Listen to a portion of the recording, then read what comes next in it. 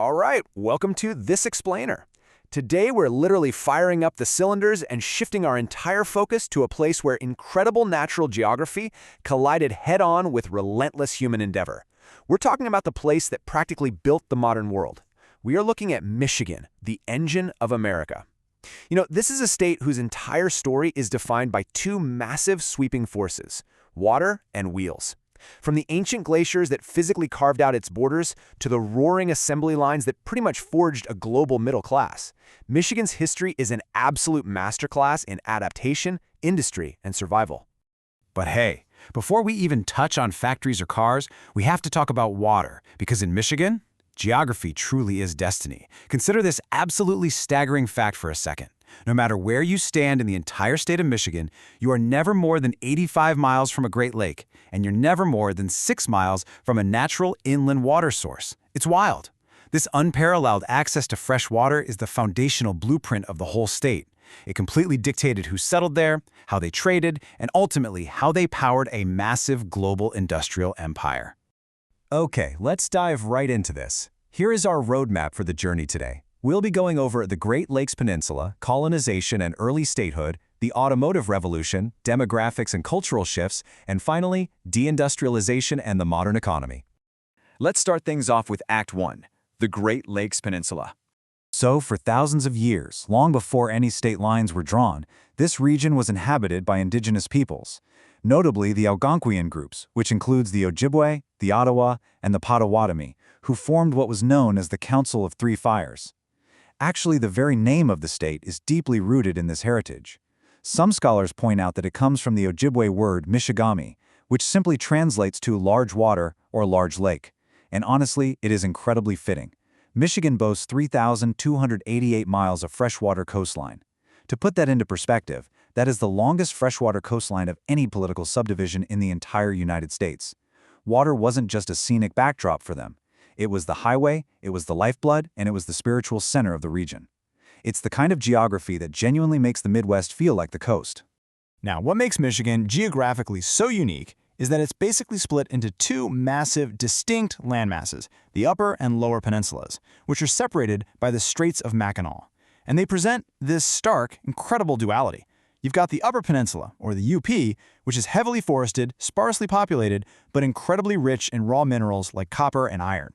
Meanwhile, you look at the Lower Peninsula, shaped famously like a giant mitten, and that became the state's highly populous industrial and agricultural heart. As we'll see, these two wildly contrasting environments would eventually team up, supplying the raw materials and the manufacturing muscle that completely fueled the state's explosive growth. Let's move to Act 2 and see how this all builds. Colonization and early statehood.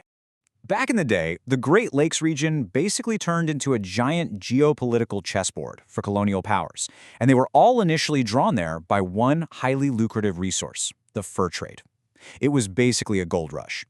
In 1668, the French missionary Père Jacques Marquette established Sault Ste. Marie, which was the region's first permanent European settlement. So for about a century, the French traded alongside indigenous tribes.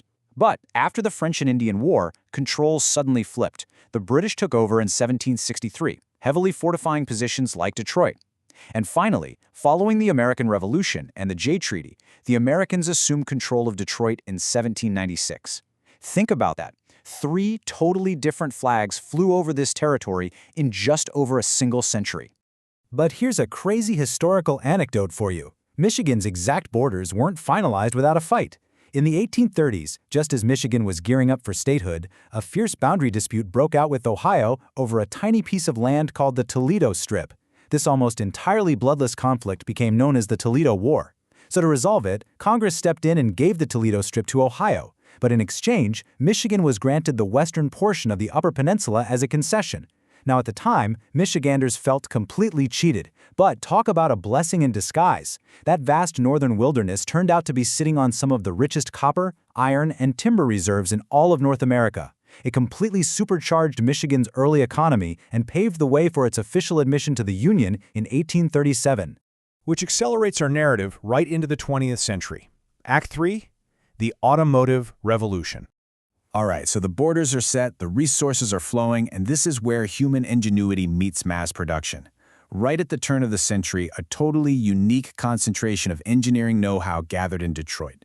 You had pioneers like Ransom E. Olds, John and Horace Dodge, and of course, Henry Ford, who completely, fundamentally transformed the world.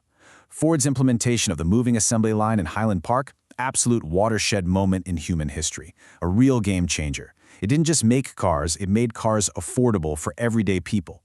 The automobile permanently altered private life, it birthed suburban development, and revolutionized global transportation. But just as importantly, these booming auto plants created mass middle-class employment, pulling in thousands of workers from across the country to man the lines.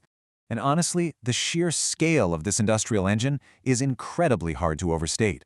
Following that massive initial auto boom of the 1910s, Michigan's sprawling factories proved absolutely vital to global security. During World War II, the entire state essentially retooled its assembly lines. They went from making everyday family sedans to rolling out tanks and bombers, earning the famous nickname, the Arsenal of Democracy.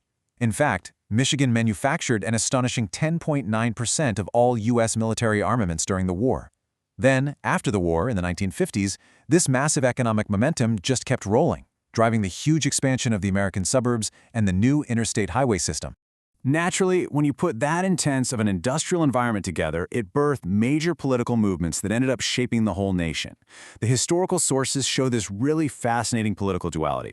On one hand, the very first statewide meeting of the Republican Party took place right there in Jackson, Michigan, back in 1854. But on the other hand, having this massive concentrated industrial workforce in the 20th century made Michigan the absolute epicenter for the rise of organized labor. Massive union movements, especially the United Auto Workers, or UAW, fought fiercely in the 1930s and beyond to secure the wages and the benefits that would essentially come to define the modern American middle class. Let's transition over to the human element for Act 4, demographics and cultural shifts. So, you might be wondering, who exactly was turning the wrenches on those massive assembly lines? Well, the promise of good, steady factory wages drew an incredible mosaic of people to the state over the decades. During the Great Migration, Black Southerners moved in massive numbers to cities like Detroit and Flint to work in the auto plants.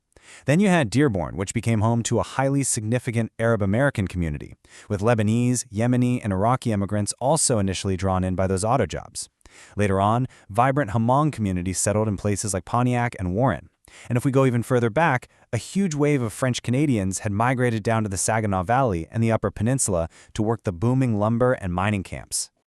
Just think about the sheer density of all this diversity. It was incredible.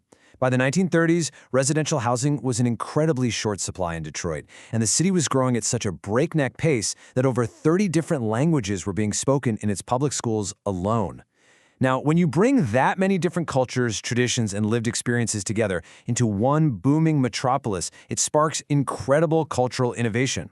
This exact melting pot of migrants and immigrants contributed directly to the city's legendary cultural exports.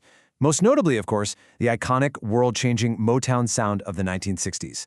Which pivots our story to some difficult realities in Act 5, deindustrialization and modern economy. But, economic engines require maintenance, and they definitely are not immune to global shifts. The late 20th century brought severe, undeniable economic strain to the American Rust Belt, and Michigan was hit incredibly hard by this. During the late 1970s and early 1980s, rising fuel costs combined with a massive influx of significantly cheaper, globally competitive automobiles just shocked the domestic system. The very industry that had built the state's incredible population boom began to contract, leading to devastating losses in manufacturing jobs. As factories closed down or heavily automated their lines, Michigan faced the really sober reality of population decline and urban distress, heavily challenging the state to figure out a new path forward. So what does this all mean for Michigan today? Well, the crucial point here is adaptation. How are they navigating this new global reality? They haven't stopped building, they've just started connecting. If you look at the raw numbers, today international commerce accounts for roughly 42% of Michigan's entire economy. The Detroit-Windsor crossing over to Canada is literally the busiest international border crossing in North America by trade volume. It handles about 1/3 of all U.S.-Canada trade. So Michigan has actively transformed its geographic position from just a domestic manufacturing hub into a vital international logistical gateway. And while it certainly is diversifying, make no mistake, it's still an absolute powerhouse in specific sectors. Despite all the challenges of deindustrialization, Michigan remains the #1 U.S. exporter of motor vehicles and parts, having shifted heavily into high-tech manufacturing and engineering.